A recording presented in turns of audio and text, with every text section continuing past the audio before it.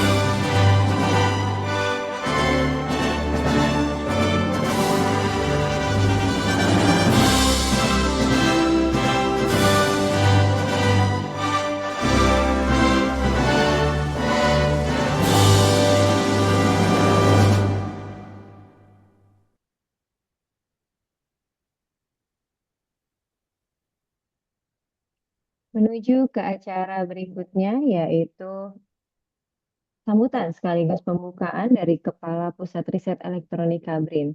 Kepada Bapak Profesor Yusuf Nurwijayanto PhD, kami persilahkan Pak. Oke, baik, terima kasih Mbak Kristanti.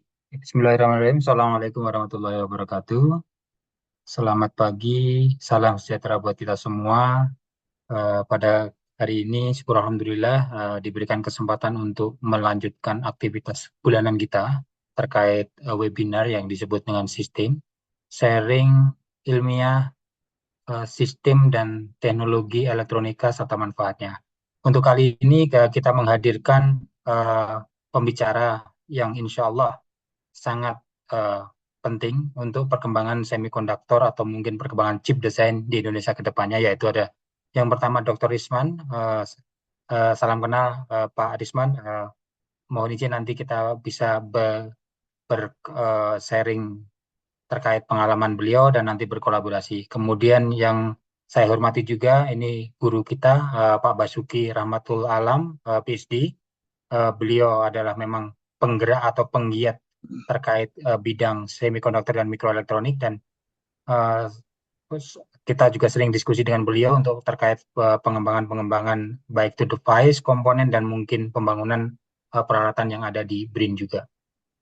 Saya aturkan terima kasih kepada kedua narasumber yang telah berkenan hadir di sini dan memberikan pengalaman beliau, sharing ilmunya dan untuk perkembangan semikonduktor di Indonesia ke depannya. Dan juga tidak lupa terhadap teman-teman kita, rekan-rekan kita, baik itu Civitas BRIN dan mungkin di luarnya yang saya banggakan juga yang ada di sini.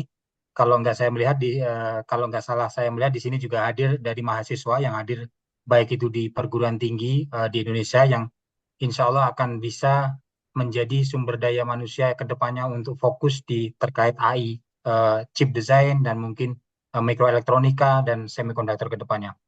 Eh, Semoga apa yang akan kita lakukan hari ini bisa bermanfaat untuk bangsa kita dan bisa memberikan kemandirian terkait riset dan pengembangan di teknologi mikroelektronika ke depannya. Dan juga tidak lupa saya ucapkan terima kasih ke Bu Dr. Pongki ya memoderatori acara ini dan menginisiasi menghadirkan kedua pembicara ini pada hari ini. Semoga apa yang akan kita lakukan bisa bermanfaat dan mohon partisipasi aktif dari Bapak Ibu semua untuk bisa menjalin kolaborasi ke depannya untuk bisa mengimplementasikan dari chip design dan mungkin device elektronika ke depannya. Mungkin itu aja dari saya. Terima kasih. Saya kembalikan ke Bu Krisanti. Assalamualaikum warahmatullahi wabarakatuh. Terima kasih Pak Yusuf atas sambutan dan juga pembukaannya. Bapak Ibu yang kami hormati, sebelum memasuki ke acara utama, yaitu paparan materi dan juga diskusi, kita akan melakukan sesi foto bersama terlebih dahulu. Kami mohon kepada Bapak Ibu yang belum menyalakan videonya untuk dapat menyalakan videonya terlebih dahulu. Dan kepada tim IT kami persilahkan untuk mengambil gambar. Ya, terima kasih Ibu Kristanti. Kepada Bapak Ibu, silakan untuk membuka kameranya. Baik, di saya ada 4 layar. Untuk layar pertama, 1, 2, 3. Oke, layar kedua, 1, 2, 3. Layar ketiga, 1, 2, 3.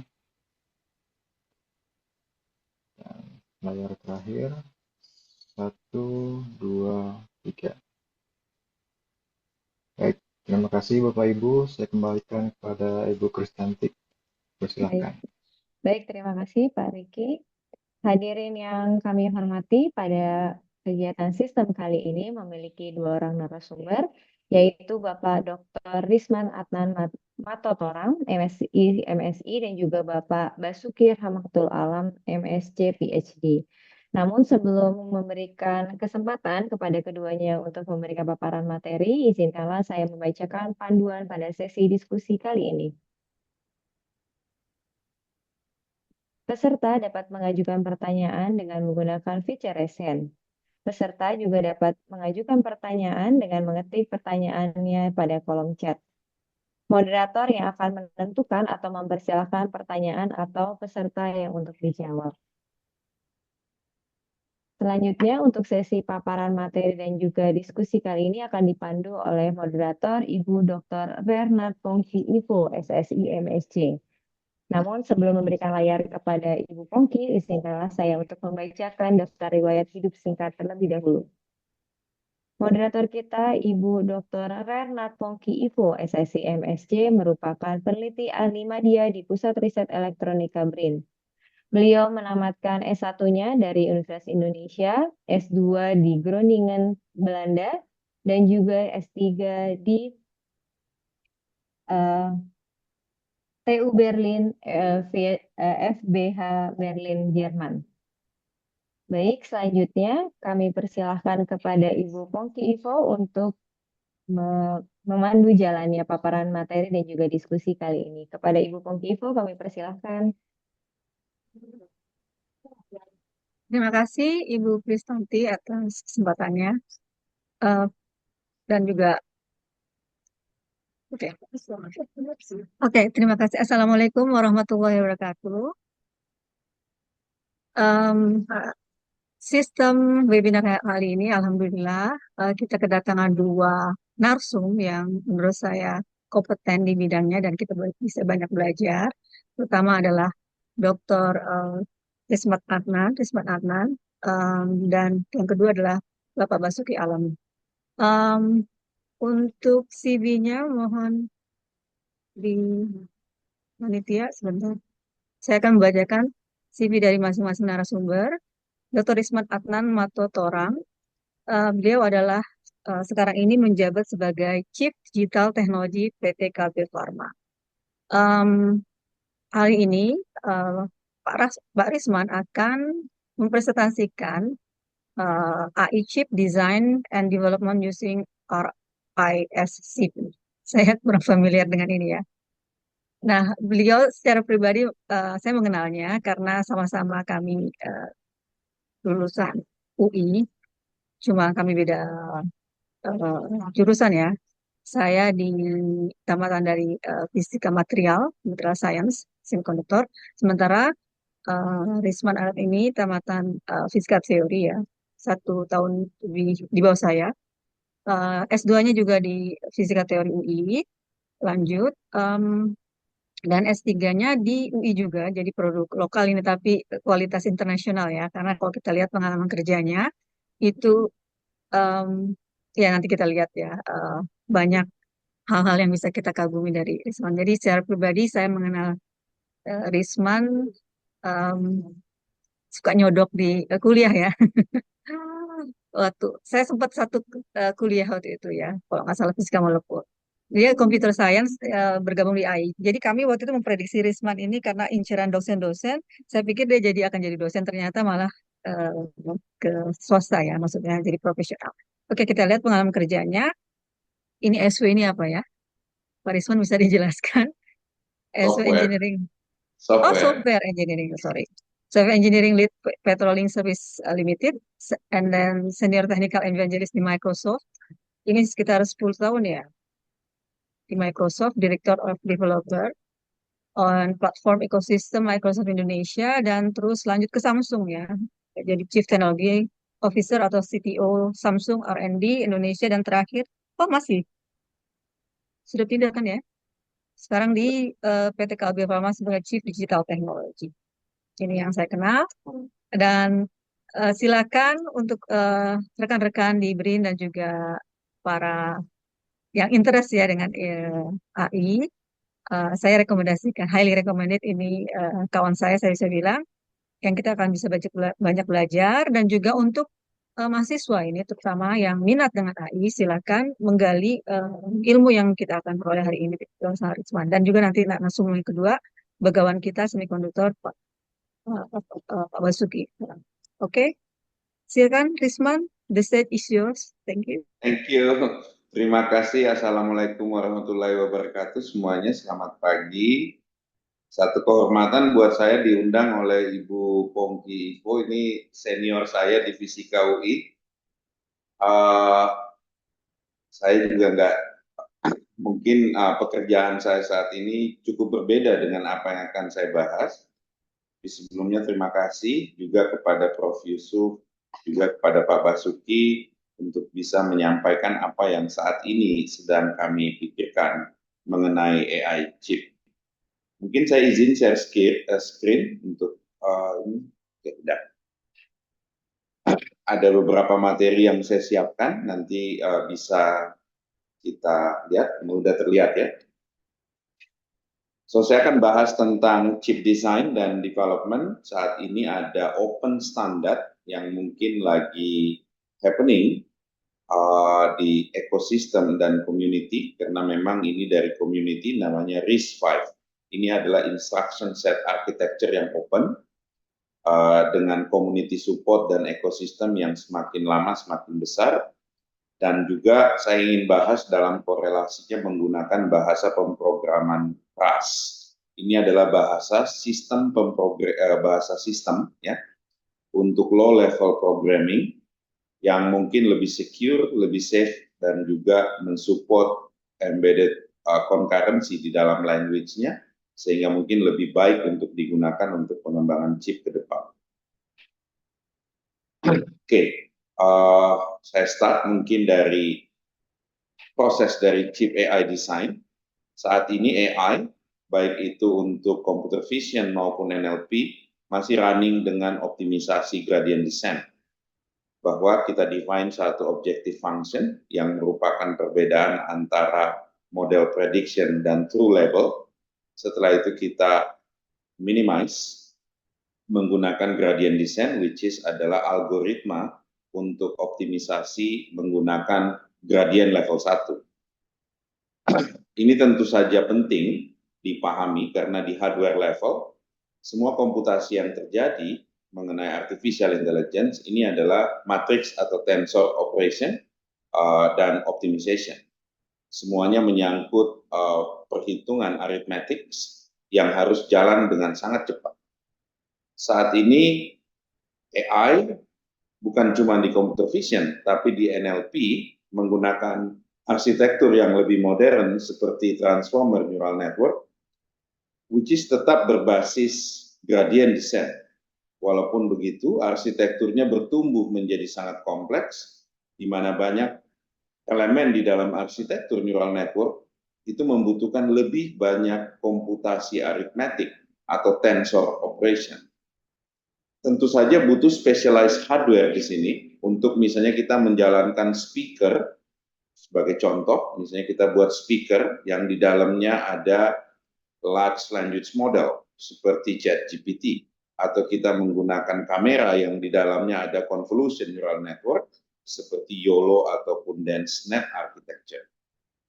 Specialized hardware kebutuhannya akan semakin besar ke depan, baik itu untuk robotik seperti humanoid robot maupun untuk consumer electronics, misalnya untuk embedded AI di TV atau di device-device lainnya yang ada di rumah. Juga untuk komputer dan aksesorisnya, ini akan terus bertumbuh. Untuk mendukung inference dari AI model di dalam on-device, saat ini opsi kita adalah GPU, TPU, dan NPU.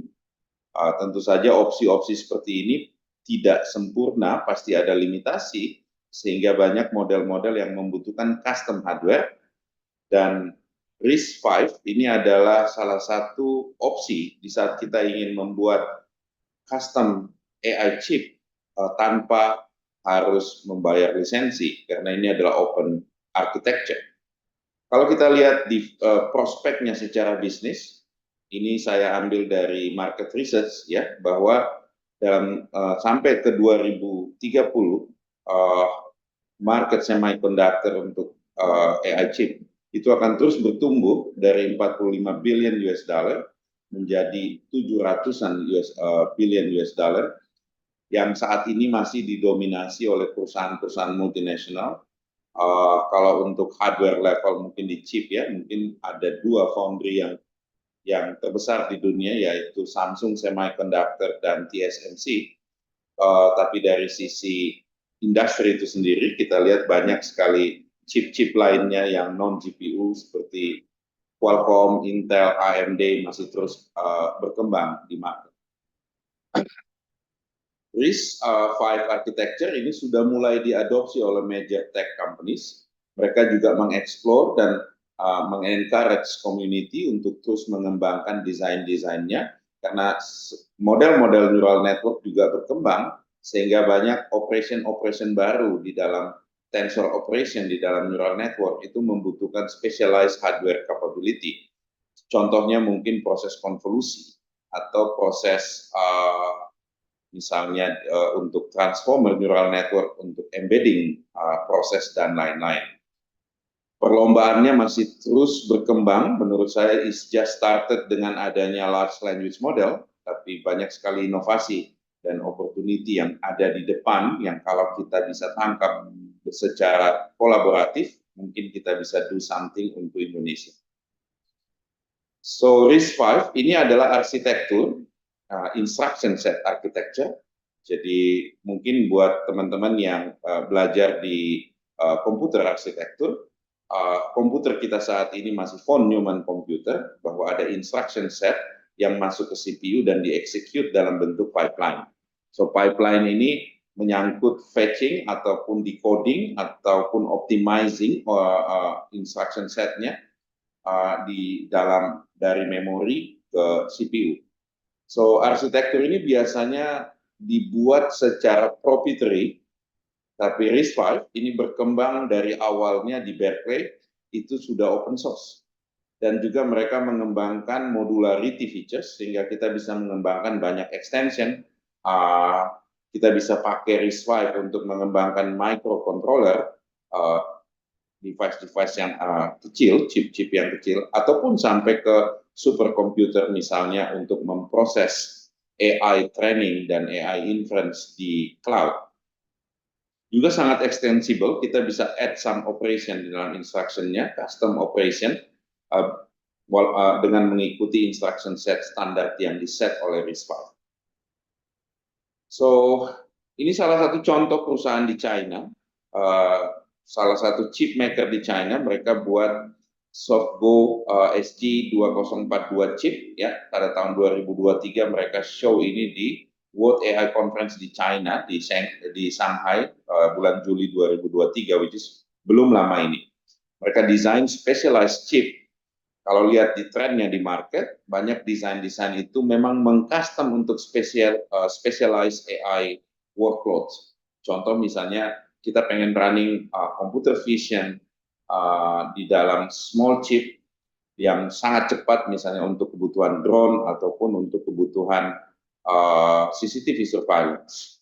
Selain itu juga pengembangan ini itu sangat-sangat murah ya, karena kita bisa start dengan free board, dengan board yang ada yang di community. Setelah itu kita kembangin, nanti kalau kita pengen bikin manufacturer yang lebih besar, bisa berkolaborasi dengan chip manufacturer di saat desain kita memang sudah mature.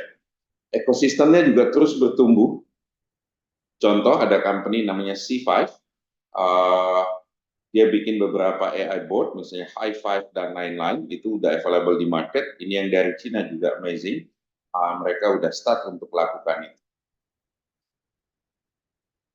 Biasanya pemrograman low level, either menggunakan C ataupun C++, selalu kita berharap bahwa low level language itu bisa fokus on performance, tapi at the same time juga fokus on safety.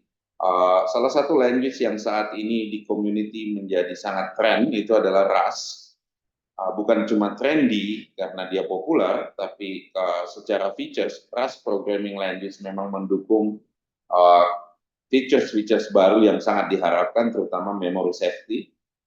Ini sulit sekali dilakukan di C++ di saat kita pemrograman low level.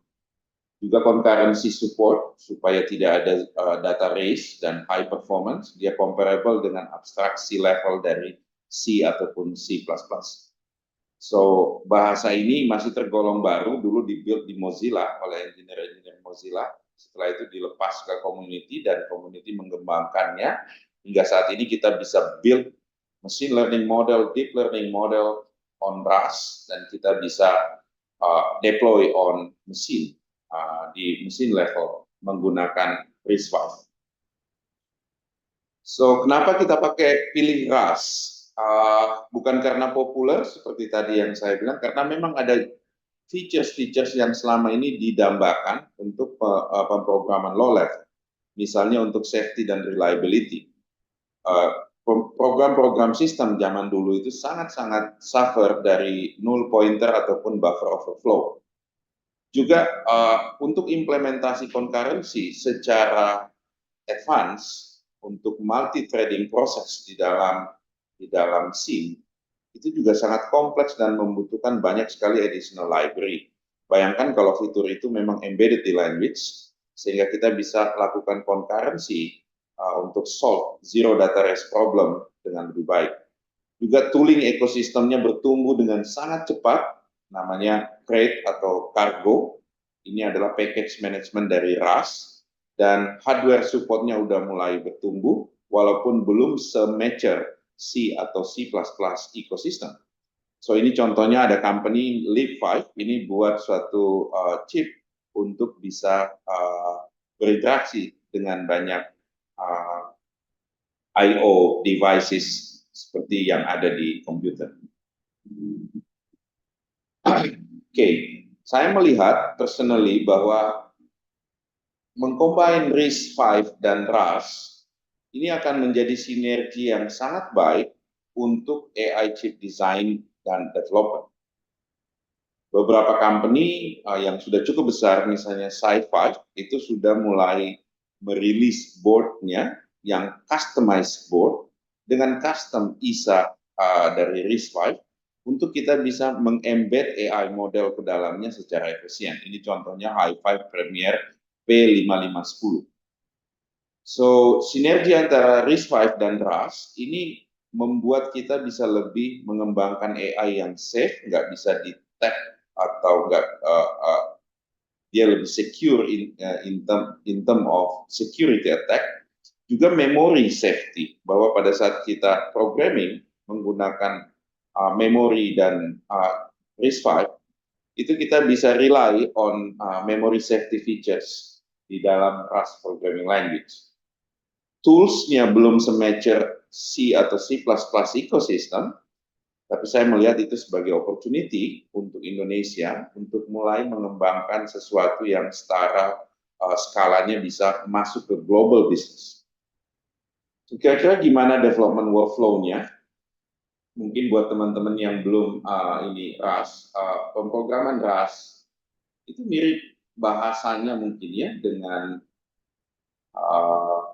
dia lebih punya banyak features dan dia punya packet manager yang lebih baik untuk memanage. Ini mohon maaf pasti error karena saya belum install environment untuk RAS emulator atau simulator di dalam mesin saya. Bahasanya juga mudah dimengerti, dan saat ini kalau kita lihat di ChatGPT, misalnya saya bilang give sample code on to deploy YOLO versus 5 architecture on HiFi. Tadi saya juga P550 board using RAS programming language. Saat ini natural language sudah sangat seamless untuk kita belajar dari large language model yang di mana AI-nya belajar dari banyak contoh code di GitHub, sehingga kita nggak perlu terlalu banyak menghafal seperti zaman saya dulu. Kita bisa dapat guidance berdasarkan dataset yang dia miliki di ChatGPT. So, YOLO adalah salah satu arsitektur convolution neural network yang banyak dipakai di industri, dan dia pakai Torch, dia kasih contoh code-nya, tentu saja harus dites karena biasanya masih halusinatif. Kita harus tes code-nya, tapi secara end-to-end proses flow, dia jelaskan dengan baik, dan ini opportunity untuk kita kalau kita bisa rapihkan dan kita bisa let the AI working for us to deploy the AI model di chip ya. So saya lanjutkan. So start biasanya prosesnya dari kita identify AI apa yang kita mau masukkan ke dalam chip. Kita lihat requirement-nya dari sisi instruction dan arithmetic atau tensor operation yang dibutuhkan dalam spesifik AI model. Setelah itu kita cari firmware dan driver yang cocok untuk target hardware dan make sure bahwa kita pakai semua basic standar yang ada di RAS programming language dan masuk ke dalam simulasi. Biasanya kita pakai Spike atau QEMU untuk simulasi, untuk RAS, RISC-V simulation, dan banyak proses untuk testing, tool chain, dan lain-lain yang harus dicoba sampai kita bisa deploy dan lakukan performance test untuk deploy AI model di dalam chip. Ya. So proses ini bersama dengan murid-murid saya di Telkom University, mereka coba desain satu buku. Ini buku yang memang kita belajarnya dari AI. Belum rilis karena masih butuh banyak bantuan untuk testing dan hardware level testing untuk deploy sampel code yang di-generate oleh AI. Tapi end-to-end buku ini sudah selesai dari sisi penulisan konteks, tapi code-code ini masih perlu untuk dirapihkan supaya bisa run well tanpa error ya. Nah, low level programming seperti ini bisa sangat beresiko untuk komputer biasa, jadi kita mungkin harus punya board sendiri yang didesain untuk bisa running the RAS programming untuk RISC-V. Mungkin butuh i5 teknologi seperti ini. Ini i5 RISC board.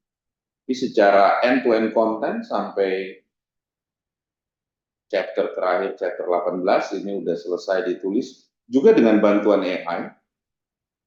Jadi ini bukan ditulis secara manual, tapi di-curate menggunakan knowledge dari AI itu sendiri, supaya kita bisa bikin buku untuk belajar topik-topik advance dengan sangat cepat. Oke, RAS secara tools sudah mulai berkembang. Sci-Fi sudah punya tools-tools yang kalau kita beli boardnya nanti bisa download SDK-nya. Tapi ini juga opportunity besar karena dari sisi tooling, framework masih sangat open. Sehingga kalau ada company yang inspire di Indonesia untuk masuk ke sini, untuk bikin tools yang lebih baik dari ekosistem yang ada sekarang, saat ini misalnya simulator, Spike atau Kemu itu belum sempurna juga, ya. SDK juga belum terlalu bagus, RAS tools udah lumayan baik, ya, tapi dari sisi RISC-V-nya yang belum terlalu bagus. Ini opportunity yang menurut saya patut untuk dilihat, untuk dikembangkan lebih lanjut, supaya kita bisa namanya terdengarlah di telinga dunia untuk masalah chip, ya. So, ini satu contoh case study. Nanti materinya saya akan bisa berikan ke BRIN untuk bisa dievaluasi lebih lanjut. Contoh misalnya company yang pengen bikin AI project untuk accelerate AI dalam RISC-V. Mereka biasanya mengembangkan specialized chip untuk specialized AI. Contoh misalnya tadi saya mention soal bikin speaker yang bisa berinteraksi dengan komputer, sehingga nantinya pada saat saya mau misalnya tulis email ke someone atau akses masuk ke dalam email dan tulis email tersebut sesuai perintah saya, itu harus berinteraksi antara natural language, speech, ditranslate menjadi teks, teksnya di hook ke dalam large language model atau Gen AI, setelah itu balik lagi memproses lagi untuk calling RPA, sehingga speaker tadi bisa sangat smart untuk melakukan pekerjaan kita sehari-hari di kantor. Misalnya kita pengen cuti, gitu kan, saya pengen cuti minggu depan, ya. Oke, nanti dia akan automate prosesnya untuk masuk ke HR system, submit cuti untuk spesifik date yang saya ingin. So, pekerjaan seperti ini sangat possible, dan saya rasa the whole world saat ini lagi innovating, membuat AI agent yang merupakan kombinasi dari hardware, software, dan AI, dan tidak lepas di situ faktor hardware atau chip desainnya, supaya menjadi compelling di market, memiliki nilai jual yang tinggi kalau dia combine hardware, software, dan AI. Dan RISC-V dengan RAS programming language ini sangat-sangat membawa opportunity tapi juga challenge, ya. Mungkin kita selalu melihat challenge dan opportunity itu seperti koin. Kalau kita lempar ke atas, challenge dan opportunity selalu coming at the same time. So walaupun misalnya tools, maturity tools dan ekosistemnya masih belum advance, tapi ini opportunity untuk company yang mau going global from small team. Learning curve-nya juga mungkin cukup tough, ya, untuk orang yang biasanya di AI programmingnya pakai Python. Tapi waktu masuk ke system language, dia harus mengerti low level. Tapi saat ini ada AI itu sendiri untuk membantu kita. Mungkin saya kasih contoh hal-hal yang dulu mungkin kita anggap impossible ya, tapi murid-murid saya di Universitas Telkom itu membuat machine learning via Rustbook ditulis oleh AI. Mereka tes, mereka curate karena AI-nya kadang-kadang masih sangat halusinatif untuk dia bisa generate code yang benar. Jadi code-code-nya mereka curate secara manual. Contoh misalnya probabilistic graphical model ini. So, gambar yang ada di sini di-generate oleh AI, matematik yang ada di sini di-generate oleh AI, mereka rapihkan, dan code yang ada di sini di-generate AI, dia tes, kalau ada error, dia fix. Pekerjaan seperti ini untuk bikin buku yang levelnya seperti ini, it takes mungkin 5 to 10 years before dari satu profesor. Mereka lakukan buku ini dalam waktu 1 bulan. Sesuatu yang impossible kita lakukan sebelumnya. Sampai ke reinforcement learning. Mungkin ini buku terbaik di RAS mengenai machine learning yang ada di global.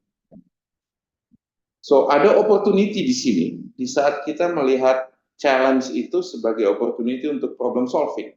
Inovasi selalu start dari existing problem, bahwa kita sulit untuk mendesain AI masuk ke dalam chip atau memodifikasi chip instruction set atau hardware levelnya supaya bisa perform operation-operationnya AI, tensor operation, tapi sekali lagi, itu adalah opportunity. So, di sini saya list down hanya 4 challenge, tapi saya juga melihat ini ada 4 opportunity, bahwa learning curve, bagaimana kita bisa deploy AI code atau pre-train model AI masuk ke dalam chip, itu opportunity. Bayangkan kalau misalnya pre-train model yang ada di PyTorch atau TensorFlow ecosystem bisa kita convert menjadi RISC-V ready file format untuk di-deploy ke RISC-V. Begitupun dengan integrasi terhadap legacy hardware dan software, hardware availability dan testing, semua ini adalah opportunity yang kalau kita tangkap bersama mungkin bisa bring Indonesia ke global map of AI chip design dan development. Sebagai penutup dari saya, mungkin Rust bring some opportunity untuk kita pakai dalam proses AI design dan development, AI chip design dan development. Ini open source sehingga kita tidak harus membayar fee of license yang proprietary dari pemain industri lainnya. Juga komunitinya bertumbuh cepat baik di US, Europe maupun di China,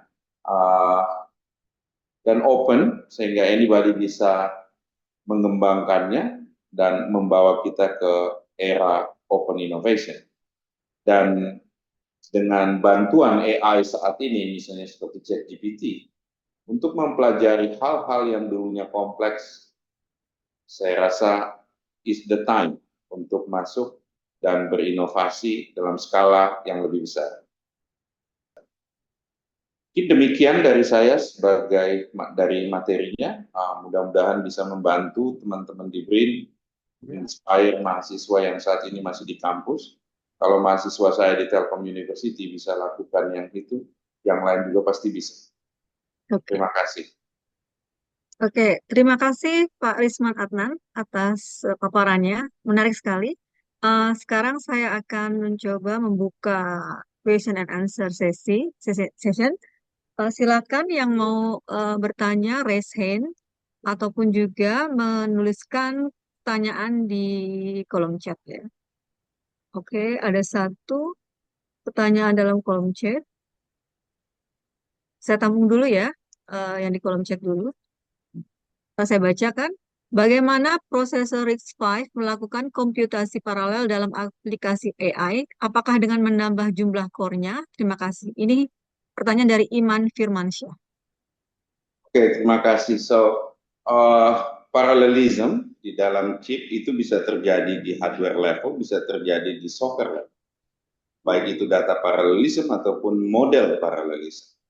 So, kalau kita lihat AI model itu sebenarnya seperti tensor, besar sekali tensornya. Contoh misalnya kayak OpenAI ChatGPT yang saat ini versi, yang sebelumnya versi 3, itu 350 triliun parameters. Bayangkan tensor dengan 350 triliun parameters. besar sekali ya. Uh, uh, 350 billion kalau dalam bahasa Inggris, triliun terus. So human brain itu neuronnya itu sekitar 60 billion. Anggap satu neuron dengan neuron lain terkoneksi dengan beberapa synapse. Mungkin human brain itu end up masih dalam billion size. AI akan berkembang sampai mungkin lebih besar dari human punya synapse dan neuron. So kita masuk ke era di mana model jadi sangat besar. Tapi tentu saja kalau kita pengen deploy ke mesin, kita nggak pengen deploy ChatGPT ke mesin yang kecil. Kita pengen custom specific task ya, misalnya di dalam AI tersebut cuma ada knowledge graph, perform machine learning kayak probabilistic graphic model, atau misalnya di dalam device custom chip kita cuma perform time series misalnya untuk mendetek misalnya dengan BMKG mendetek pergerakan seismik. Kita bikin custom hardware hanya untuk specific time series machine learning analysis. So data parallelism biasanya opsi pertama bahwa kita compute berdasarkan data yang kita chunk. Tentu saja memori yang ada di device kita rendah, jadi kita harus perform itu di chunk dan language-nya harus bisa perform data parallelism dengan baik. Dan Rust itu jauh lebih baik dari sisi data parallelism dibanding C atau C++. Begitupun dengan model parallelism, kalau saya pengen chunk tensor-tensor yang ada di model tersebut secara kecil-kecil, dan saya pengen perform federated learning supaya dia bisa inference secara federated, itu Rust offer banyak features low level untuk mencang parameter tersebut, mengquantize di dalam floating point yang lebih kecil, sehingga itu bisa dioperate dengan lebih baik. Jadi banyak opportunity di situ untuk kita bisa parallelizing the model supaya hardware kita bisa lebih baik dibanding kompetitor. Oke, terima kasih Pak Risman atas jawabannya. Sebentar, apakah Bapak Iman Firmansyah ada pertanyaan lanjut atau sudah selesai ya? Oke, kita lanjut ke pertanyaan berikutnya dari Bapak Abriansa Arsoni yang raise hand. Silakan, Abriansa Baik, Arsoni. baik, terima kasih Bu Pongki. Izin perkenalkan Pak Risman, saya Abriansyah dari PR Ebrin. Ingin bertanya mungkin tidak terlalu teknis ya Pak ya. Tadi sempat disinggung bahwa economic opportunity-nya itu sangat besar ya di awal slide Bapak tadi. Bagaimana dengan menggunakan ekosistem RISC-V yang berbasis Rust ini terkait IP yang dihasilkan dari IP produk yang dihasilkan menggunakan ekosistem ini, ya seperti kita tahu ini kan open source ya. Nanti IP-nya ini akan seperti apa ya, Pak Risman? Terima kasih sebelumnya, sangat menarik presentasinya. Terima kasih Pak. So IP-nya karena ini open source, open standard dan open source, so tidak ada license yang harus kita bayar. Tapi kalau misalnya kayak company seperti SC5, mereka bikin commercialized product, kayak dia bikin board, i5 tadi, dan dia bikin SDK, menggunakan open standard seperti RISC-V, ya dia bisa jual physical boardnya ya.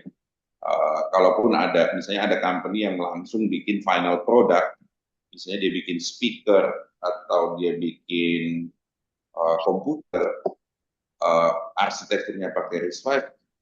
Kalau sekarang kita misalnya pakai ARM atau pakai arsitektur yang lain yang proprietary, kita harus bayar license ke pemilik. Walaupun kita yang manufacture, dia punya desainnya, tapi dengan RISC-V ini free license. Ini yang menarik untuk open innovation karena anybody yang punya impian atau motivasi yang kuat bisa lakukan. Oke. Oh, baik. Terima kasih Pak Risman atas jawabannya. Oke. Ya, jadi memang menarik ya, yang open source itu free license dan tidak ada masalah dengan IP ya. Menarik. Oke, mohon maaf ini saya hanya bisa menampung 2 pertanyaan karena jam 10.15 seharusnya giliran narsum kedua yaitu Bapak Basuki Alam. Terima kasih Pak Risman. Nanti mungkin kalau Sama-sama. ada Terima kasih, karena saya tahu jadwalnya ketat sebagai seorang eksekutif ya. Nanti kalau ada pertanyaan lebih lanjut, bisa dihubungi lewat mana ya Pak Risman ya? Email atau apa? Atau dengan WhatsApp? Boleh WhatsApp atau email, Oke, siap, siap. Terima kasih banyak. Terima sama-sama. kasih banyak Pak Risman. Oke, alhamdulillah. Oke, kita lanjut ke sebentar. Ini saya lihat dulu susunan acara. Paparan kedua jam 10.15, sekarang 10.17. Oleh paparan narasumber kedua ya Bapak, oleh Bapak Basuki Rahmatul Alam. Pak, mohon panitia. Nah, Bapak Basuki Rahmatul Alam, beliau adalah salah satu begawan semikonduktor Indonesia ya. Saya kenal beliau lewat Pak Ahmad Saufi dari Kemenko yang sama-sama lulusan, kami lulusan DAAD dulu ya, lulusan Jerman maksudnya, dapat beasiswa DAAD. Eh, dan sekarang ini, Pak, mohon maaf Pak Basuki, kami kurang lengkap menuliskan afiliasinya. Afiliasi Pak Basuki yaitu ada dua sebenarnya. Beliau adalah Advisory Board of Microelectronics Center of ITB dan juga salah satu dosen di Politeknik Batam. Beliau akan membawakan paparannya yang berjudul AI for Smart, Efficient, and Fast RF Devices and IC Design and Implementation. Berikut adalah riwayat pendidikan Bapak Basuki. S1-nya di elektronik, apa, teknik elektro ITB. S2 dan S3-nya di Amerika dari University Pennsylvania. Dan pengalaman kerja beliau sangat panjang sebenarnya ya, tapi kita mengambil beberapa saja yang terakhir. Beliau termasuk salah satu member dari chair ya dari IEEE Electron Device Indonesia, chapter chair, dan juga termasuk dalam advisory board of Microelectronic Center of ITB. Ini ada dua ya berarti ya. Dan sekarang ini juga menjabat sebagai dosen senior di Politeknik Batam, spesialis dalam elektronik manufacturing ya Pak ya. Oke, Pak Basuki, ini sudah 10.15. Silakan paparannya Pak. Monggo Pak. Ya, terima kasih Bu Pongki. Ya, Ibu. Assalamualaikum warahmatullahi wabarakatuh. Ya, tadi terima kasih sudah tampilkan, tapi kayaknya saya terlalu di up nih ya, Bu Pongki ya. Jadi kayak begawan begitu ya. Sebetulnya ya saya malah sebagai praktisi saja di device dan juga saya sekarang juga di IEEE Electronic Device Indonesia Chapter ya sebagai chair, tapi saya mengajak juga mungkin rekan-rekan yang lain untuk dari BRIN maupun dari perguruan tinggi maupun institusi lain itu bergabung di sana. Saya diminta ini oleh Bu Pongki ya, sebetulnya ini bukan bidang AI, bukan bidang AI-nya yang jadi ini yang diminta oleh dari Kepala Pusat Riset Elektronika. Oh ya Pak Yusuf, terima kasih sudah diundang juga di sini. Baiklah, saya coba ini aja langsung. Gitu. Mungkin paparannya ada dilakukan dari BRIN, sisi BRIN atau bagaimana Bu Pongki? Lebih baik dari Pak Basuki supaya lebih bebas untuk Saya bisa share ya screen di sini ya. Ya nanti kalau ada kendala bisa kami bantu. Baik. Mudah-mudahan ini networknya oke ya. Sebentar saya coba cari ini. Segitu banyak. Termasuk sebentar ya. Mudah-mudahan masih ada. Karena kebetulan saya juga sedang ini di matching fund dana padanan dan sedang intens juga menjalankan ininya juga penelitian dan juga sedang menghadapi juga monitoring evaluasi. Jadi begitu banyak ya saya buka. Mudah-mudahan ini saya bisa dapatkan dan juga ada materi untuk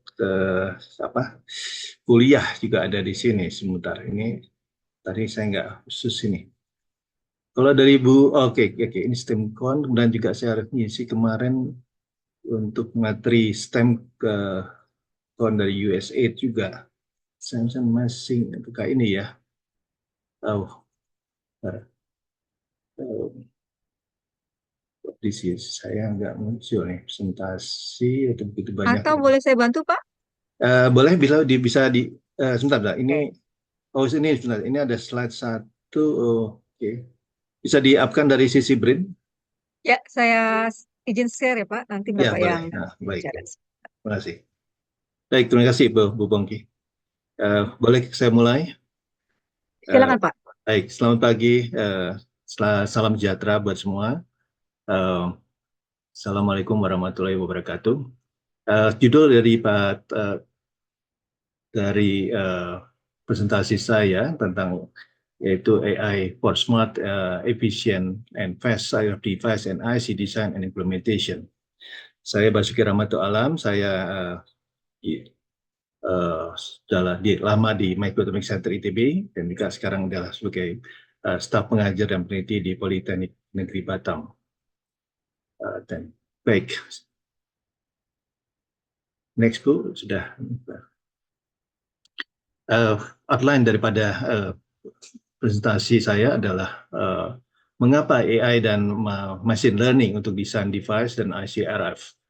Dia introduksi AI, machine learning dan ANN, Artificial Neural Network, AI dan machine learning dalam pemodelan device RF, dan pemodelan behavioral dengan AI dan machine learning.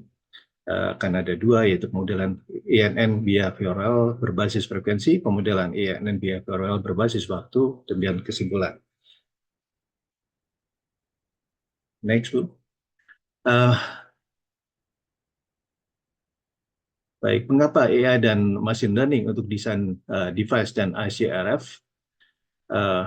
Pertama adalah implementasi teknologi RF dan microwave semakin hari semakin meluas. Sekarang kita sudah menikmati 5G dan kemudian bahwa teknologi selular broadband akan menuju ke 6G, kemudian IoT, implementasi IoT dan V2X, vehicle to vehicle, intelligent transportation system, M2M, machine to machine, kemudian di bidang kedokteran ada telehealth dan telemedicine, kemudian far field RFID, satellite internet, distance learning, and logistic tracking, dan sebagainya. Kemudian ya, kompleksitas dan bandwidth makin meningkat. Jadi kalau kita tahu ya bahwa 5G sampai dengan 1 GHz, kemudian 6G dan beyond dan beyond 1 GHz ya, sampai ke di terahertz range ya. Kemudian yang ketiga, kemudian kecepatan proses dan waktu latensi menjadi urgensi. Dan keempat, simulasi konvensional finite element method 3D yang akurat, yaitu dengan co-simulation electromagnetic dan harmonic balance, jalur PCB rangkaian RF membutuhkan waktu yang sangat lama, sampai dengan di atas 1 bulan, ada yang sampai dengan 2 bulan dan 3 bulan. Kemudian berikutnya, bahwa simulasi dan pemodelan device RF yang akurat membutuhkan waktu iterasi yang panjang. Dan terakhir tentunya ini tidak last but not least, yaitu kita kekurangan SDM di bidang RF dan RF IC design maupun IC design maupun untuk fabrikasi IC-nya yang semakin hari semakin meningkat dengan meningkatnya penggunaan AI dan renewable energy electric vehicle. Next, Bu. Baik, kita lihat di sini bahwa aplikasi untuk wireless atau nirkabel RF. Di sana terlihat di aplikasi ada wireless cognition, wireless sensing, and immersive XR, ya, kemudian device location, imaging and radar, and mobile hologram. Dan kemudian dalam hal requirement, dibutuhkan throughput yang makin tinggi, reliability, coverage, sekarang 5G to 6G, dan latency waktunya diinginkan semakin cepat. Kemudian energy and cost juga dia menjadi constraint, kemudian massive connectivity yang semakin meluasnya, terutama juga dalam hal penggunaan IoT. Kemudian enabling technologies, di situ terlihat kita masih di antara 4G dan 5G, Dan kalau mereka sudah diratifikasi frekuensinya, kita bisa menuju ke 6G, dan kita di sana kita bentukkan novel antena teknik dengan beamforming, kemudian spektrum sharing di sana dengan dan kemudian modulasi makin makin rapat gitu ya, sampai mungkin sudah ke 8.000 atau 4.000 masih ya, 4.096. Kemudian evolved network topology juga ya, dan kemudian terakhir adalah penggunaan AI dan machine learning. Next, Bu. Kita terlihat bahwa ekspansi implementasi teknologi nirkabel RF, terlihat bahwa di situ bahwa network untuk pesawat tidak berawak UAV, kemudian juga maritime di kelautan ya, kemudian juga satellite network, satellite internet dengan ininya juga Starlink, dan yang sampai dengan ultra broadband sampai di atas 1 terabit per second. Dan kita di sana bahwa dalam sistem sana kemudian karena ada penggunaan cloud memory cloud and Fox Edge ya, big data, kemudian juga ada software defined network SDN, kemudian network function virtualization, dan bergerak ke terahertz communication. Dan akses yang ultramasif ya, dan juga dengan digunakannya wearable ya buat di area menjadi sesuatu yang penting, dan juga ada smart city, dan sampai juga ke subsea, ke underwater ya, ada acoustic optical communication. Baik, the next, Bu. Nah, kita lihat di sini, saya sendiri bergerak di background saya adalah di microwave and RF IC device and RF device and IC ya, desain. Kami mengalami sekali ya bahwa dalam melakukan desain membutuhkan misalkan di atas ini adalah suatu balance amplifier. Kita mulai dengan load pull ya, kemudian impedance matching, kemudian dilakukan simulasi harmonic balance, non-linear harmonic balance, kemudian baru di layout. Dan setelah di layout juga tidak mudah layoutnya, kemudian dilakukan co-simulation, itu bisa membutuhkan waktu antara 1 bulan bisa saja sampai 2 bulan. Credible ya, jadi tedious sekali ya. Kalau peneliti atau perancangnya tidak tahan, mungkin dia akan tidak melanjutkan. Ya, kita terlihat ini sudah sebelah kanan sudah jadi PCB, setelah alhamdulillah sudah 1 bulan, dan kita nanti dilakukan implementasi, membutuhkan lagi testing dan pengukuran dengan peralatan instrumen alat ukur microwave dan RF. Baik, Bu. Dan ini juga di quote ya, di quote oleh engineer di Keysight di waktu presentasi di tahun 2023 dengan judul daripada ininya presentasinya ada Unlocking the Potential of AI and ML in Electronic Design EDA, di mana ada Recent Use Case and Techniques oleh Majid Ahadi, Daulat Sarah,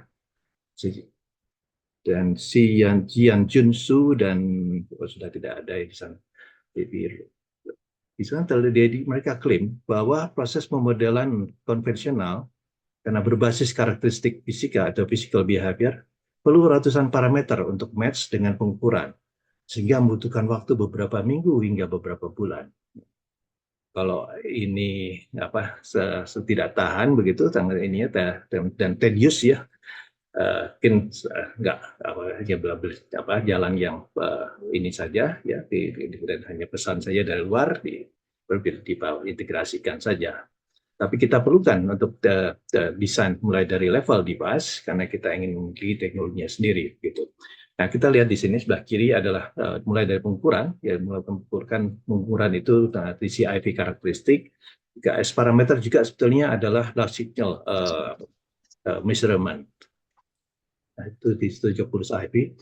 Nah, ini di sini masih menggunakan IC cap ya, simulasi softwarenya. Kemudian terakhir adalah memasukkan ke desain yaitu ADS di sana. Nah, ini membutuhkan waktu yang begitu sampai beberapa bulan. Okay, good. Next. Nah, kemudian hal yang kedua, di dalam desain device, seringkali kita temui ataupun kalau kita ingin yang akurat, ini membutuhkan waktu yang juga tidak sedikit. Dan terlihat di sini ya, ini juga dari Keysight, mereka memaparkan bagaimana dari satu power MOSFET di situ, kemudian diinikan dalam physical modelnya atau equivalent circuitnya, kemudian diplot ke hasil pengukuran, difitkan, ternyata antara pengukuran dan model itu terjadi ketidakakuratan gitu. Terlihat yang merah itu kurva yang dari pengukuran dan kurva yang biru dari model, itu terjadi penyimpangan. Kemudian kami sendiri melakukan pengukuran parameter S dan kemudian kita bandingkan juga dengan simulasi menggunakan Volterra series pada beberapa waktu yang lalu. Dari situ terlihat ya di bagian frekuensi yang rendah, terlihat bahwa di sana terjadi penyimpangan. Dan juga di atas yang untuk yang selain untuk S22, S2 sekarang itu S21 ya. S21 begitu itu ada penyimpangan. Sehingga diperlukan sesuatu metode yang yang smart gitu, yang dia cepat ya dan akurat. Jadi baik, saya sebelum mulai bahwa saya ingin coba remind dan saya juga baru ini ditodong oleh Bu Pongki dan pas saya belajar artificial intelligence waktu sekian bulan, mungkin kurang dari 1 bulan betul, maaf bukan berapa bulan. Jadi artificial intelligence ya di mana subsetnya adalah machine learning, di dalam machine learning ada subsetnya adalah deep learning. Di situ disebutkan di quote bahwa creating artificial intelligence adalah creating the intelligence machine that can sense, reason, and act and optimize. Kemudian di machine learning-nya di dalam itu adalah bagaimana menggunakan data, learning from the data to predict without being explicitly programmed, tanpa menggunakan secara dengan programming. Jadi dia menggunakan data, tentunya datanya juga sangat komprehensif gitu, sehingga kemudian dia bisa memfitkan secara akurat. Dan dia untuk yang lebih dalam lagi di sini kemudian tidak ada sesuatu yang tidak diketahui di dalam data, tapi menggunakan deep neural network akhirnya kemudian itu bisa diangkat ke atas ya. It is learning of underlying feature in data using deep neural network. Next, Bu. Dan ini saya cukup ya. Jadi di situ terlihat bahwa machine learning dia bisa dapat dibagi dalam 3 ya, supervised learning itu ada di mana suatu model dilatih dengan dataset, di label, kemudian diprediksi, dibuat pada input yang baru. Kemudian unsupervised learning ini dari pengukuran, satu pola diturunkan dari data setelah dieksplorasi. Kemudian reinforcement learning karena di sini akan lebih agile ya, atau lebih aktif ya begitu dari model, dan bisa input kembalikan ya dari output dikembalikan ke input, mana kemudian model mengambil keputusan dan belajar dari actionnya gitu. Ini saya itu terjemahkan pada tindakan. Nah, kan dilihat di atas ya, machine learning, di supervised learning terlihat bahwa satu model ya di mana output ya sebagai fungsi daripada satu variabel yang diperoleh dari pengukuran ya, kemudian dimasukkan dalam satu, kemudian diberikan label yaitu accent. Situ kemudian akan bisa diinikan kepada apa yang bisa kita dapatkan di output apabila kita berikan variabel yang lain. Kemudian di belah ke kanan ini sebenarnya masuk dalam reinforcement learning, yaitu artificial neural network. Ya, terlihat bahwa di situ ada beberapa variabel sekitar X ya, kemudian diinikan ke suatu proses fungsional dari sistem ANN. Itu kemudian diberikan weight begitu, bobot, sehingga kemudian diperoleh outputnya Y ya. Kemudian nanti dia akan coba dipelajari apakah dia mengikuti suatu kurva dari pengukuran. Ya, next, Bu. Nah, di sini terlihat bahwa artificial neural network terlihat bahwa di situ beberapa variabel X1, X2, X3, kemudian masuk dan berikan bobot dulu ya dengan W sub KI, kemudian masukkan ke dalam satu proses fungsional ya, satu yang kemudian fit kepada hasil dari yang data atau sesuai dengan data ya, data tentunya didapatkan dari pengukuran. Dan kemudian di situ diperoleh bahwa output adalah fungsi daripada sesuai dengan fungsi ya yang tadi diberikan bobot, yaitu fungsi dari X1, X2 dan X3 ya. Ini didapatkan kalau di sini terlihat bahwa Y ya, sebagai output adalah sigma dari semua sebagai polinomial, yaitu P sub K dikalikan dengan set sub K, di mana set sub K itu dimasukkan pada fungsi daripada device atau sistem gitu ya, dari sini ada tangan hiperbolicus ya, dari mana sigma daripada semua perkalian daripada variabel X sub I yang diberikan bobot W ya sub KI. Baik, the next Bu. Nah, ini sebenarnya adalah mengikuti proses yang terjadi di neuron. Ya. Baik, yang sebelah kiri ini adalah lihat bahwa itu ada kurva karakteristik IP dari suatu device, atau misalnya dari MOSFET atau HEM gitu. Nah, ini kemudian masuk ke ya sebagai output ya. Kemudian di sini dibuatkan suatu fungsi ANN ya, kemudian diberikan variabel dari yaitu gate voltage dan drain voltage ya. Kita tahu bahwa di MOSFET itu ada bagian source dan drain dan gate, kemudian source dan drain-nya itu bagaimana arus drain itu adalah dengan pemberian daripada tegangan gate-nya. Dan itu bagaimana dia tadinya disebutnya transkonduktansi, dan kemudian kalau diberikan tegangan gate, tegangan drain, berikan bobot, ya kemudian juga kalau apabila ada thermal effect atau memory effect, kemudian itu akan menjadi suatu masukkan dalam suatu fungsi yang menghasilkan arus drain di sana, dan kemudian bisa dikembalikan lagi di-adjust sesuai dengan bobotnya yaitu W. Nah, sehingga kemudian didapatkan sebelah kanan di mana data dan model begitu fit ya dengan proses menggunakan artificial neural network. Dan ini membutuhkan suatu training, artinya ini suatu berkali-kali dengan dikembalikan, difeedbackkan ya.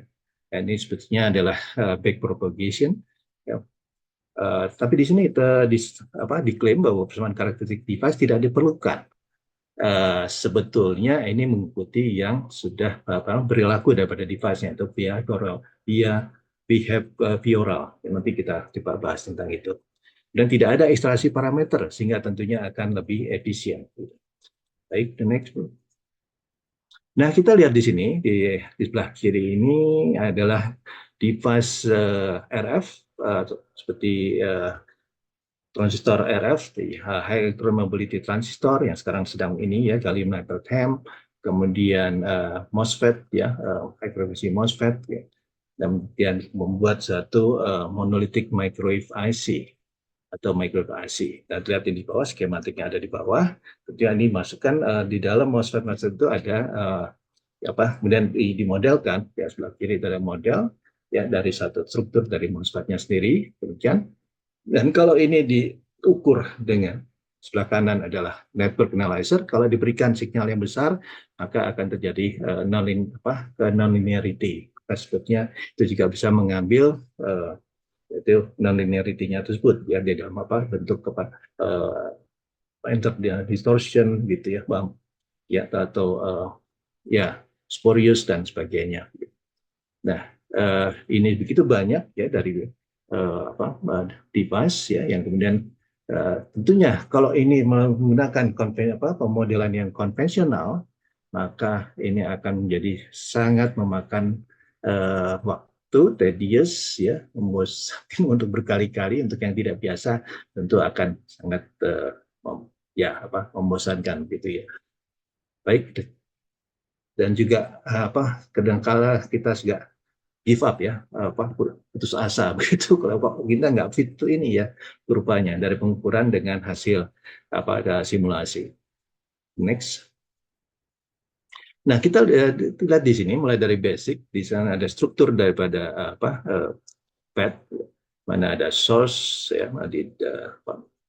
train dan kemudian diatur arus train itu oleh pemberian tegangan gate-nya yang membuka ke kanalnya, ya, tergantung pada apakah kanal itu, gate itu akan memberikan inversi, menghubungkan antara source dan drain melalui ke kanal. Dan kemudian terlihat di sana juga tidak bisa dibuat suatu rangkaian ekuivalen menjadi di tengah ini. Di dalam model intrinsiknya adalah di tengah. Di sana terlihat ada sumber arus IDS yang tergantung pada muatan atau kapasitansi di antara gate dan source, dan itu ternyata tergantung pada muatan, yaitu QGS.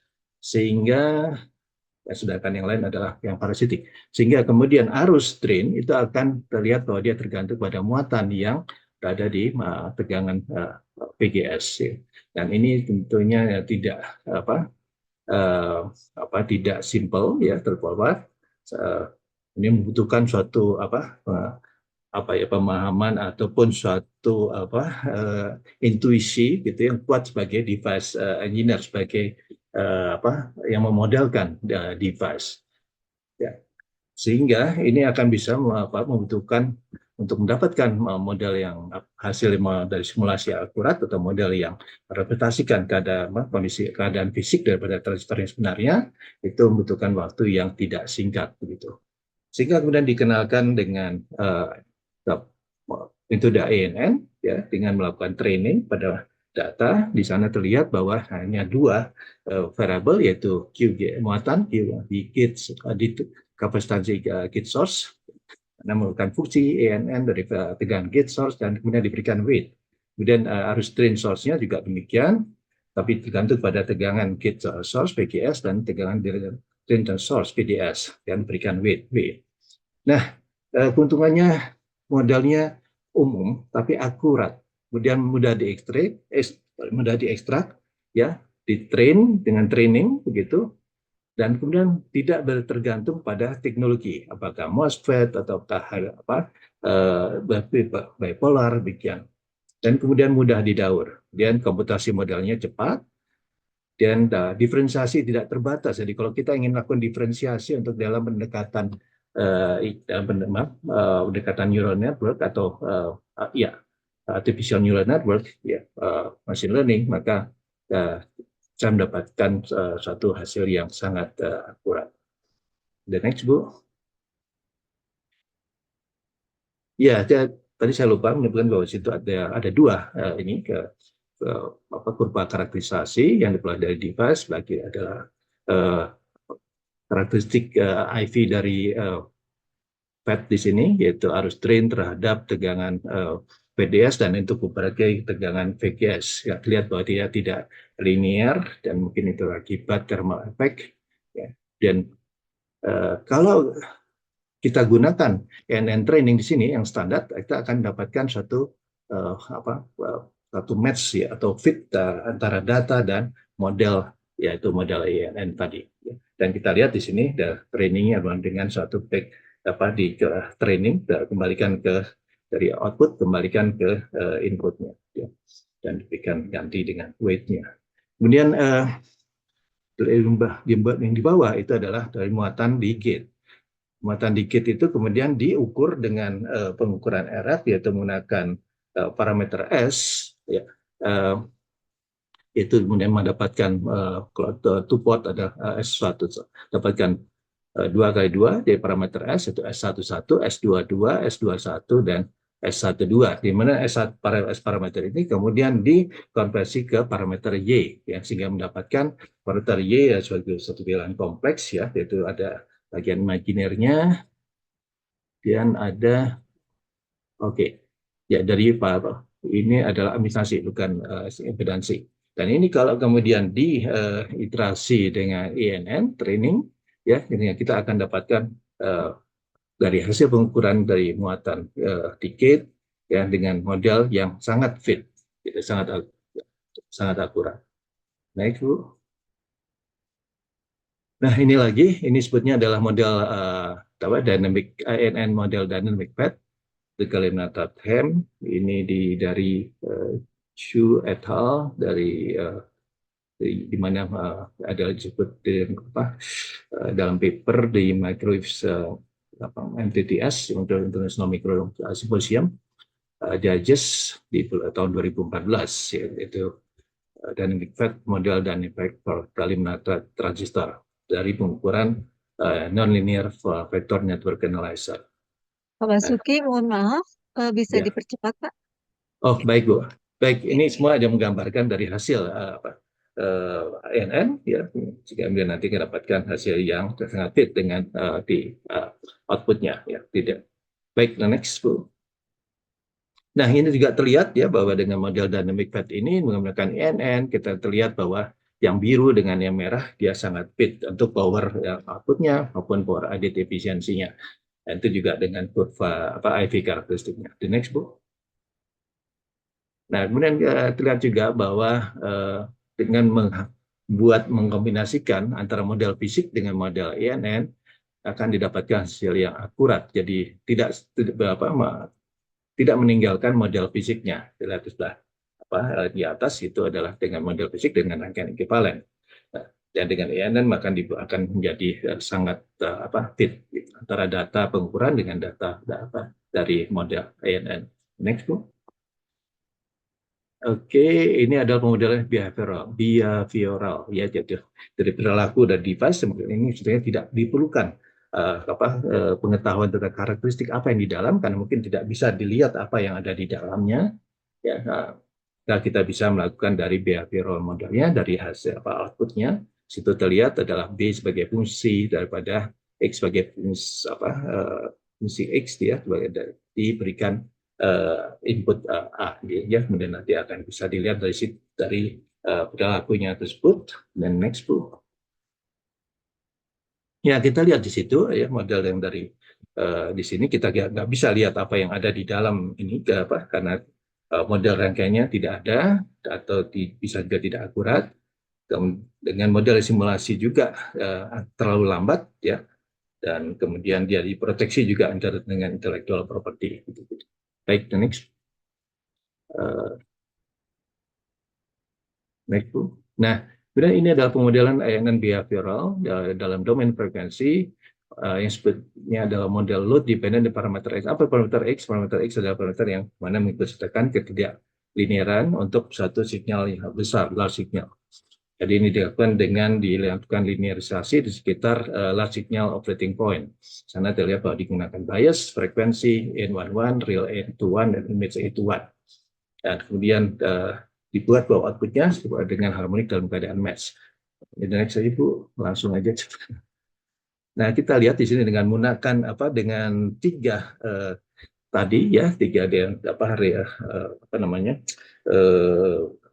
tiga parameter tadi daripada frekuensi, kemudian kedua adalah dari size parameter, ketiga adalah waktu. Dan frekuensi tentunya akan melakukan inverse Fourier daripada waktunya, atau kita bisa inverse Fourier dari domain waktu ke domain frekuensi dari domain waktu gitu. Nah, ini kemudian dilakukan iterasi dengan ANN yang the next. Dan next saja Bu. Nah, ini kita bisa lihat bahwa dari hasil load pool terlihat bahwa dia sudah begitu match, kemudian menghasilkan di situ terlihat dari hasil pengukuran yang bentuknya dot tadi, dia dari tegangan maupun arus waveform dari tegangan dan arus yang di output ini bisa di fit sangat well fit. Jadi sangat dia fit, tidak ada ketidaksesuaian di sana. Demikian juga ini kalau di pusat ya seperti ini, kita lihat ya betul bahwa dia ada betul-betul artinya ini adalah yang optimum, ya, dia dihasilkan dari output yang paling besar. Baik, the next one. Ya, ini sebutnya ini adalah sebutnya ANN for time domain behavioral mode. Tadi untuk frekuensi domain, sekarang adalah domain waktu. Jadi ada dua, yaitu recurrent neural network (RNN), kemudian itu di dalam domain waktu, kemudian dalam dynamic neural network sini juga ada domain waktu, tapi tidak ada delay di sana, gitu. Sehingga kemudian dilakukan dua hal ini, ya, yang dilakukan di situ adalah dikembalikan di propagating pada inputnya, maka kemudian kita dapatkan output yang begitu well fit. Baik, the next Bu. Nah, kita lihat di sini bahwa betul-betul dari yang waveform dari yang power amplifier dalam hal originalnya dengan yang menggunakan recurrent neural network, RNN, itu sangat fit, baik pada tegangan bias 1,15 maksudnya VGS-nya maupun 0,55, kemudian juga pada frekuensi yang berbeda 0,9 GHz. Dan kita lihat di sini di dalam CPU time, di dalam source power yang digunakan untuk yang original simulasi power amplifier membutuhkan waktu 177 detik. Sedangkan dengan menggunakan model RNN membutuhkan waktu hanya 10 second. Jadi ya 1/17-nya. Itu sangat efisien dalam hal waktu. Ini diinikan oleh Fang dan saya tahu di transaction microtheory teknik di tahun 2000. Baik, the next. Ya, jadi saya masuk kesimpulan saja dengan cepat. Jadi dalam conventional RF design membutuhkan waktu yang lama untuk desain, tidak akurat dan biasa serta tidak efisien karena harus berulang-ulang, harus dilakukan gitu.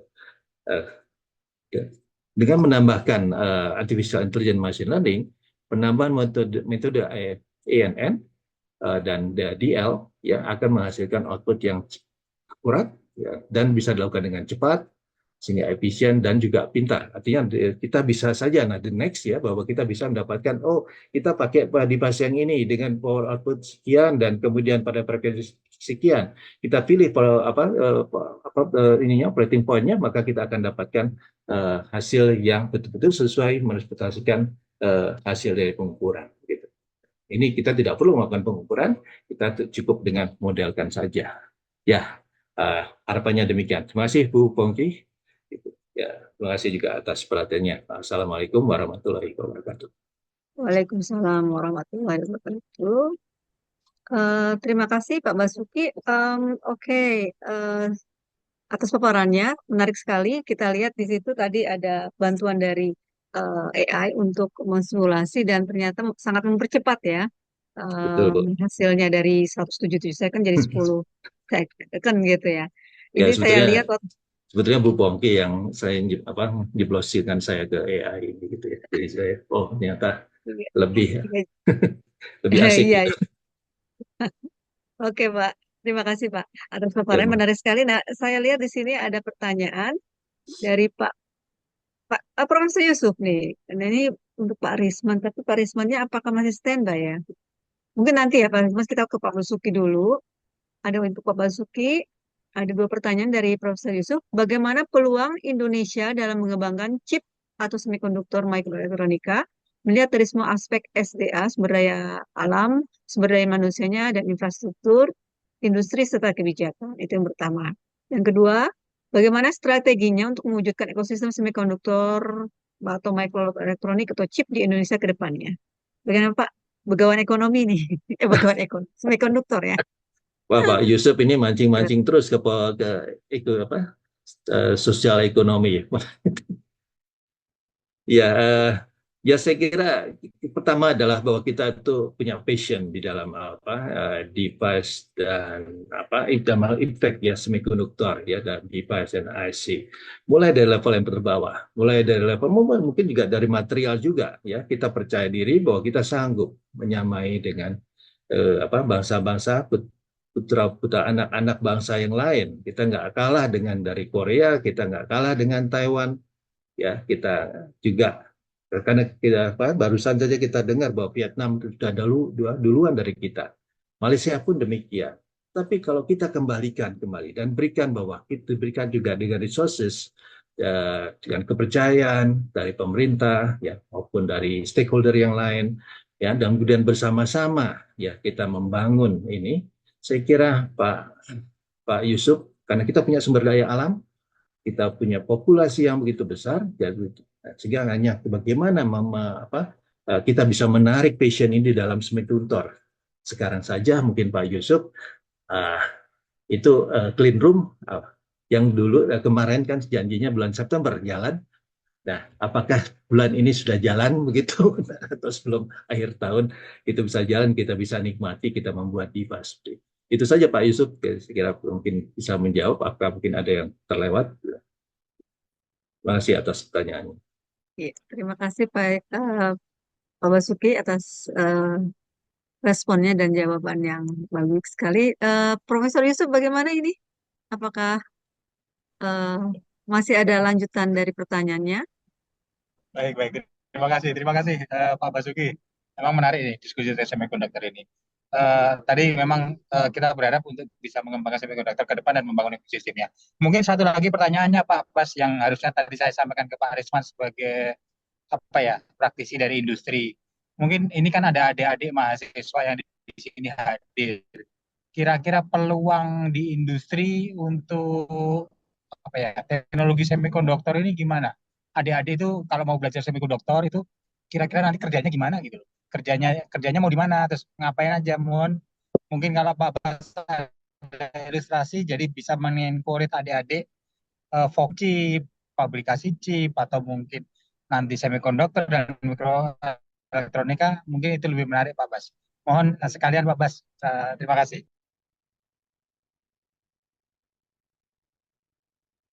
Silakan Ke Pak Pak, Basuki. ke Pak Risman atau ke saya Pak? Ke Pak Bas Tanya. saja, Pak Rismannya Oh, sudah baik, Pak. baik. Terima kasih. Pak Ya, Risman ada rapat. ya, saya kira tugas kita untuk bagaimana meningkatkan minat dan passion dari generasi muda di bidang semikonduktor ini. Karena terus terang saja saya harus akui bahwa kalau misalnya saya punya kelas ya sampai 100, mungkin tidak sampai 5% yang bisa tertarik ke sana. Sudah saya sampaikan bahwa kesempatan untuk bekerja di luar negeri karena ada permintaan dari luar negeri, dari Taiwan, dari Jerman begitu, atau dari ke negara-negara lain begitu, dari negara tetangga saja ya, Malaysia, Singapura ya, itu mereka membutuhkan SDM di bidang semikonduktor, baik tidak hanya di pabrik di processing, tidak di device, tapi juga desain ya. Nah, ini tidak hanya 100-200 tapi membutuhkan ribuan gitu, dan ke entry levelnya untuk profesi itu device engineer saja ya, itu saya bisa ini kan kemarin saya berbicara ini dengan profesor dari Taiwan, mereka mengatakan bahwa entry level itu di $7.000 per bulan di Taiwan ya. Tapi sudah saya sampaikan di kelas di ITB,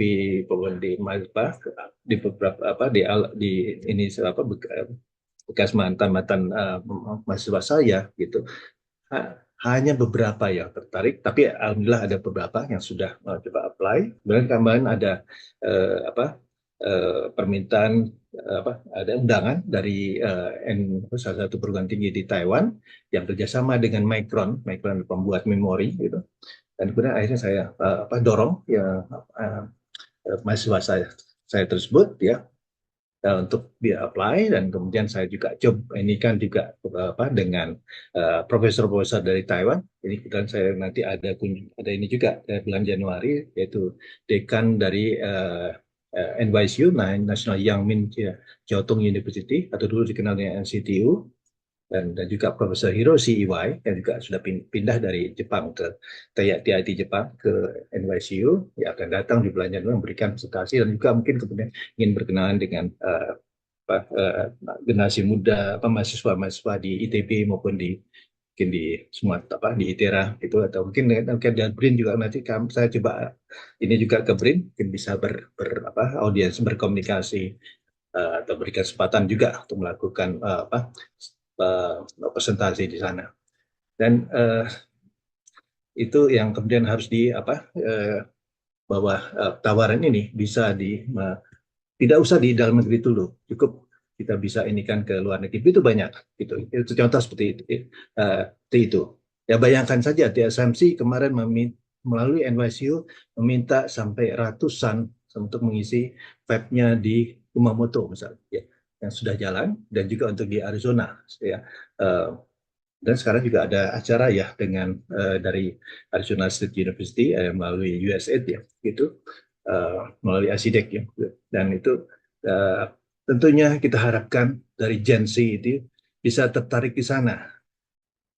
Mohon maaf kalau bisa ya kita ini kan kegaduhan dari ini politik dulu di Indonesia bisa tertarik. Alhamdulillah juga sebetulnya dari yang yang pernah diangkat ya, ada juga yang sebagai dari perguruan tinggi yang juga mengangkat AI sebagai suatu namanya sebagai barebone sebagai suatu bone sistemnya gitu ya. Nah itu ya mudah-mudahan, dan juga dengan adanya Ristek yang yaitu Profesor Satrio Sumantri, mudah-mudahan juga akan membawa, nah beliau sangat ini sekali juga kepada teknologi, mudah-mudahan juga teknologi semiconductor, selain teknologi AI juga, dan juga selain yang teknologi beliau yang beberapa waktu yang lalu sebagai di baterai lithium gitu, untuk electric vehicle gitu. Dan ini semuanya membutuhkan sesuatu yang secara simultan, secara concerted effort gitu bersama Pak Yusuf juga yang masih punya kota yang cukup ini ya, dan ya kita bisa makin kita bisa bangun di Indonesia. Yang pertama adalah passion, kedua adalah betul-betul ini tanpa ada ini tidak ada kita prioritaskan semiconductor ini dari pemerintah yang bisa mendorong ini, dan kita lakukan sendiri ya. Kadang-kadang kita bisa kerjasama dengan pihak luar negeri dalam hal bahwa mereka bisa memberikan IP-nya, dan tapi kita bangun sendiri di sini, kita mengolah sumber daya alam kita sendiri sehingga kemudian akan memberikan nilai tambah yang terbesar dari mengolahkan sumber daya alam dari bentuk silika, dari bentuk material-material yang tersedia di Indonesia secara abundant ya, tidak terbatas begitu ya. Jangan kita kemudian merasa bahwa kita tidak sanggup melakukan itu, kita serahkan kepada pihak luar negeri, itu adalah salah besar gitu ya. Jadi itu saja sehingga baik. Pak Yusuf, mungkin saya agak terlalu lama menjawabnya. Tidak, Pak. Terima kasih. Itu luas Mungkin sekali cakupannya, Pak, ya. Dan ya itu beberapa strategi yang bisa kita lakukan untuk membangun ekosistem semiconductor betul. di Indonesia ya. Sebelumnya nih 11.05 saya akan mengambil kesimpulan, tapi saya punya pertanyaan untuk Pak Basuki nih. Saya lihat tadi kan di slide-nya tuh ada Ganhems ya, Pak ya. Memang kebetulan memang waktu itu topik disertasi saya memang Ganhems, tapi saya di bagian reliability dan failure analysis gitu ya. Memang kita memodelkan ya, waktu itu belum ada AI, jadi memodelkan ini ada kapasitas, jadi ada parasitik kapasitas yang akan mengganggu. Maksud saya melihat ideal IP-nya itu jadi turun gitu ya. Nah, tadi Bapak sudah bilang untuk mensimulasinya itu jadi lebih cepat dengan AI gitu ya. Jadi kita masukkan parameter-parameter tersebut, terus lebih cepat ya Pak ya untuk mendesain. Nah, bagaimana implementasinya dengan desain kita itu eh, kembali ke kita biar ideal gitu. Jadi apakah kita harus mendesain, adakah output dari AI itu yang memberikan ke kita untuk melihat oh desainnya harus diubah seperti ini, misalkan gate length-nya harus lebih kecil atau dibuat lagi field plate untuk mengurangi eh, electric field-nya di sekitar ujung cornernya gate seperti itu Pak. Terima kasih. Betul, Bu. Betul. Ya, saya lihat bahwa AI ini yang menjadi satu harapan ya untuk memperbaiki karakteristik device. Karena kalau gallium nitride kan terkenal bahwa karena ada trapping yang begitu banyak besar ya di sekitar, apalagi sekitar di gate, di Gate. sekitar Ya. drain begitu ya. Sehingga itu harus pintar-pintar dalam mendesain dan juga di dalam memberikan biasing begitu. Nah, tapi terakhir kalau saya lihat kok ada breakthrough ya, artinya jadi tidak masalah lagi dengan trap itu efeknya. Nah, dengan AI mungkin bisa dilakukan desain yang pintar begitu, sehingga kemudian bisa dapatkan device gallium nitride M ya, yang memiliki karakteristik yang lebih reliable gitu ya, lebih stabil ya, dan juga dengan yield yang lebih tinggi ya. Ya, dan juga dalam hal prosesnya juga saya belum lihat bahwa ada di dalam mungkin belum ketemu papernya ya, dan Pak Ea Iya, dalam fabrikasi. itu menarik Mudah-mudahan sekali ya Pak.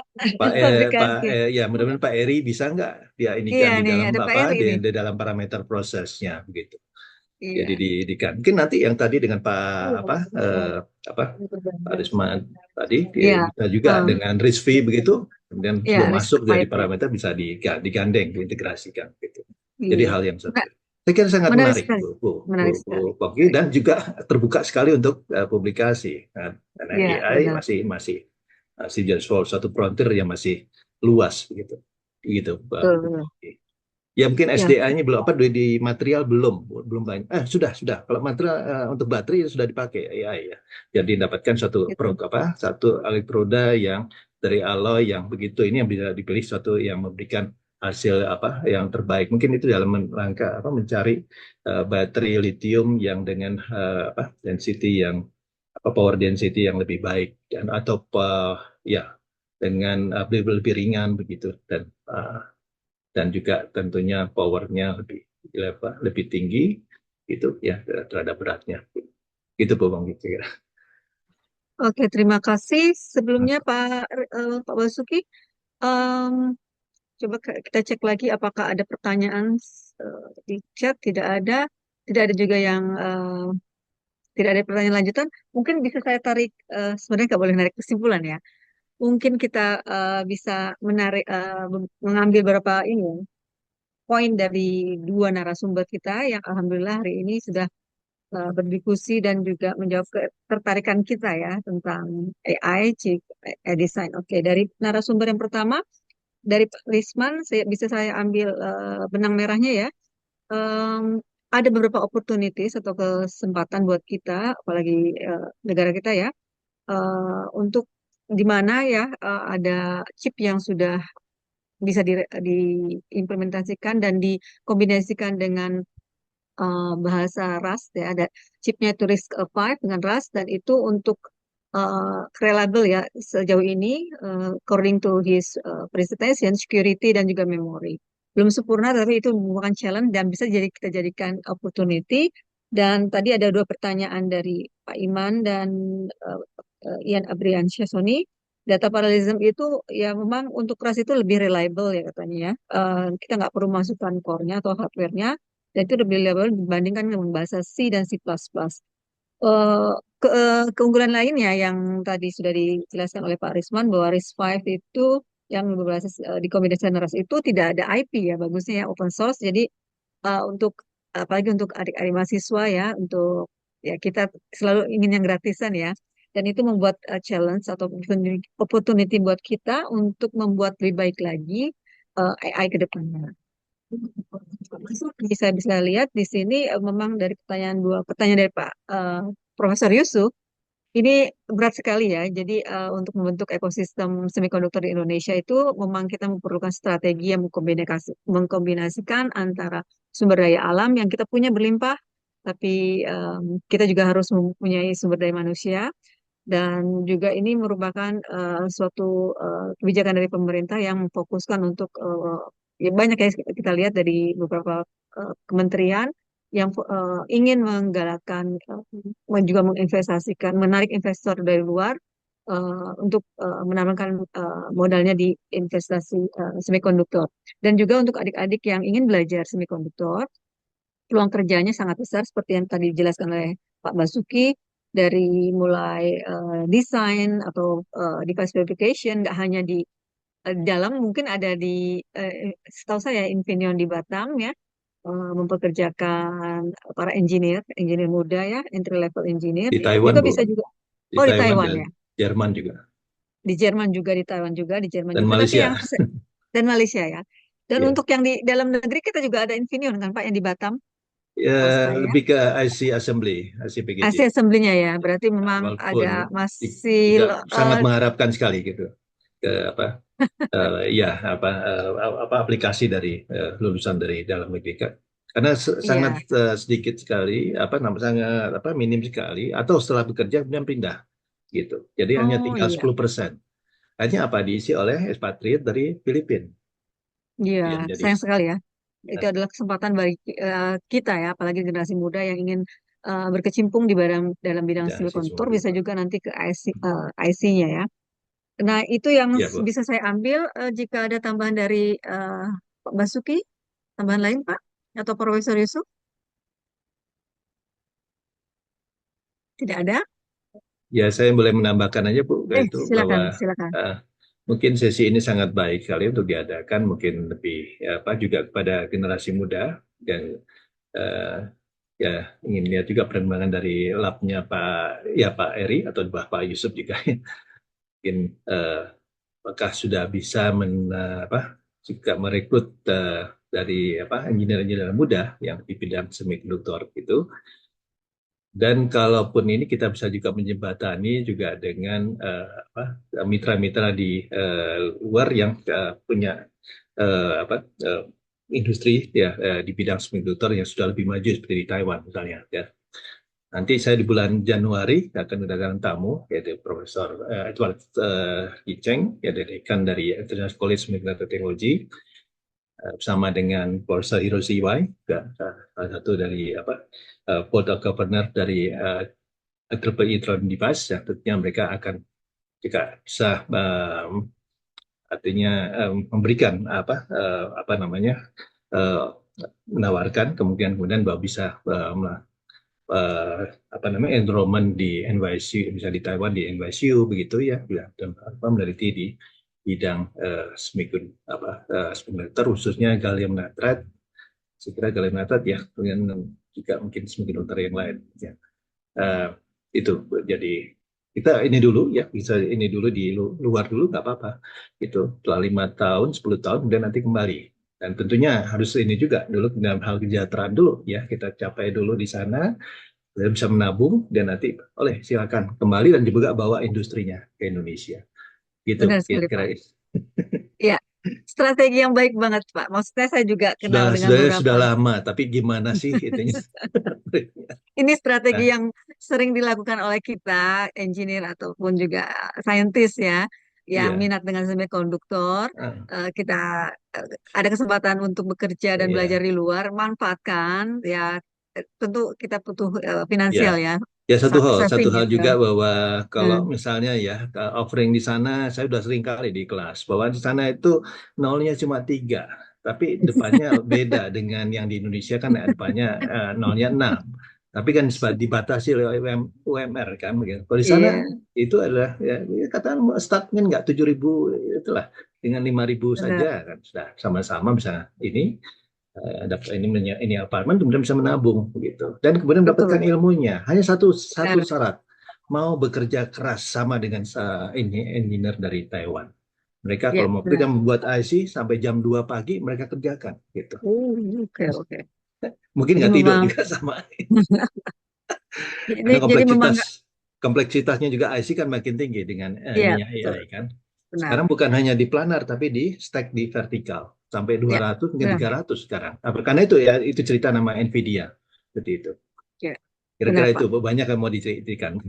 Iya, terima kasih Pak. Terima kasih Pak Basuki karena Ya, kita sama-sama, sudah. terima kasih Bu. Ya, terima kasih banyak. Oh ya, sebelum ini saya ingin memastikan dulu Mbak Kristanti, apakah ada sertifikat untuk kedua narasumber? Diserahkannya setelah ini ya, panitia. Kami koordinasikan habis ini. Setelah itu, oke. Terima kasih Pak Basuki. Begitu banyak hal yang bisa kita pelajari dari Pak Basuki. Jadi buat adik-adik ataupun juga rekan-rekan yang berminat untuk belajar dan juga bekerja di luar, itu jangan takut. Coba saja. Tentu kebutuhan finansial yang pertama ya. Setelah itu bisa balik ke Indonesia membawa ilmunya juga untuk membangun negeri kita juga ya. Oke, selesai sudah tugas saya. Saya akan kembalikan ke ke Ibu Kristanti, atau ada pertanyaan lain? Oke, jam sudah mencapai jam 11.16. Silakan Bu Kristanti. Baik, terima kasih Ibu Dr. Renard Pongki Ivo, SSI MSI yang telah memandu jalannya paparan materi dan juga diskusi kali ini, serta kepada para pembicara Bapak Dr. Risman Adnan dan juga Bapak Basuki Rahmatul Alam. Dengan berakhirnya sesi paparan materi dan juga diskusi, maka berakhirlah sudah kegiatan sistem kali ini. Kami mengucapkan terima kasih atas partisipasi aktif Bapak Ibu serta kontribusinya dari seluruh pihak yang telah membantu terlaksananya webinar kali ini. Semoga apa yang telah disampaikan dapat menambah wawasan dan juga memberikan manfaat bagi kita semua. Wassalamualaikum warahmatullahi wabarakatuh. Selamat siang dan salam sehat semuanya.